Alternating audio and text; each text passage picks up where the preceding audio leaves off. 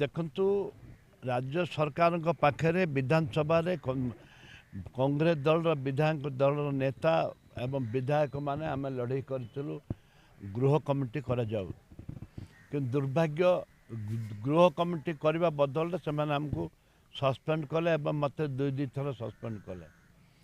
ଆମେ ସବୁବେଳେ ଚେଷ୍ଟା କରିଛୁ, କଂଗ୍ରେସ ଦଳ ଚେଷ୍ଟା କରିଛି ଯେ ମହିଳାମାନଙ୍କୁ ସୁରକ୍ଷା ଦେବା ପାଇଁ।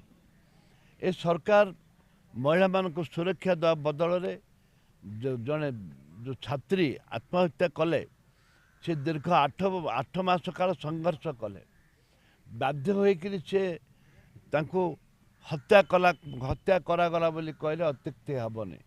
ତାଙ୍କୁ ସେ ଚାଲିଗଲେ ଆଜି।